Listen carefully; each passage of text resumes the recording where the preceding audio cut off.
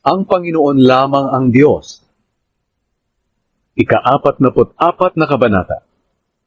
Pero ngayon, makinig ka o Israel na aking lingkod, ang mga mamamayan na aking pinili na mga lahi ni Jacob. Ako ang Panginoon na lumikha at tumutulong sa iyo. Huwag kang matakot. Ikaw na aking lingkod at pinili ko. Sapagkat binigyan kita ng tubig na pamatid-uhaw at babasa sa iyong lupang tigang. Ibibigay ko ang aking espiritu sa iyong lahi at pagpapalain ko sila. Lalago sila na parang halaman na nasa tabi ng masaganang tubig o mga puno sa tabi ng ilog.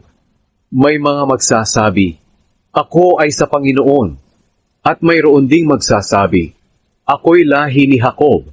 Mayroon ding mga maglalagay ng tatak sa kanilang kamay ng pangalan ng Panginoon, at ituturing ang sarili na kabilang sa mga mamamayan ng Israel.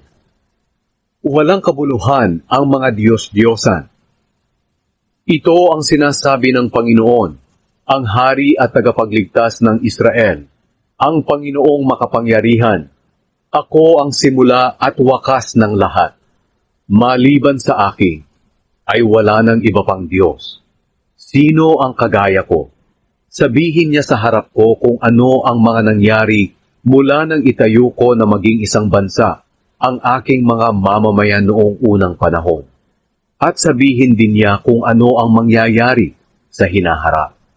Huwag kayong matakot o kabahan man. Hindi ba't ipinaalam ko na sa inyo noong una pa ang layunin ko sa inyo? Kayo ang mga saksi ko.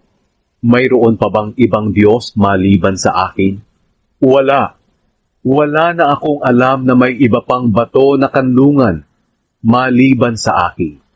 Walang kwentang tao ang mga gumagawa ng mga rebultong Diyos-Diyosan. At ang mga rebultong ito na labis nilang pinahahalagahan ay walang halaga. Sila rin ang makakapagpatunay na ang mga iyon ay wala ring halaga, sapagkat ang mga iyon ay hindi nakakakita at walang nalalaman.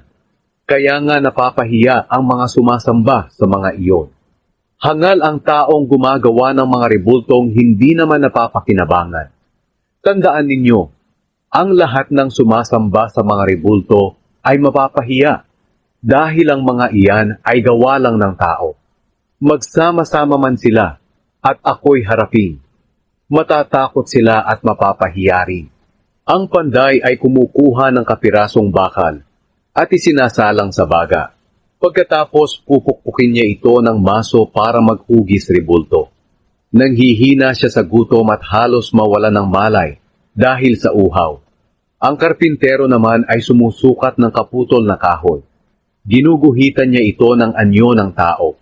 Pagkatapos uukit siya ng magandang larawan ng tao sa pamamagitan ng kanyang mga gamit para ilagay sa isang templo. At para may magamit siyang kahoy, pumuputol siya ng sedro, ensina o sipres na kanyang itinanim sa kagubatan. Nagtanim din siya ng puno ng abeto at sa kadidilig ng ulan ay tumubo ito. Ang ibang piraso ng kahoy ay ginagamit niyang panggatong para pampainit at panluto ng pagkain. At ang ibang piraso ng kahoy ay ginagawa niyang rebulto na niluluhuran at sinasamba. Ang ibang piraso naman ay ipinanggagatong niya at sa baga nito'y nag-iihaw siya ng karne. Pagkatapos ay kumakain at nabubusog. Nagpapainit din siya sa apoy at sinasabi niya, ang sarap ng init. At ang ibang piraso ay ginagawa niyang rebulto at sa rebultong ito'y nananalangin siya ng ganito, iligtas mo ako, sapagkat ikaw ang aking Diyos. Hindi alam at hindi nauunawaan ng mga taong ito ang kanilang ginagawa. Tinakpan ang mga mata nila, kaya hindi sila makakita. Tinakpan din ang kanilang mga isip, kaya hindi sila makaunawa. Walang nakakaisip na magsabi, ang kaputol ng kahoy ay ipinangluto ko ng pagkain. Ipinang-ihaw ng karne at aking kinain.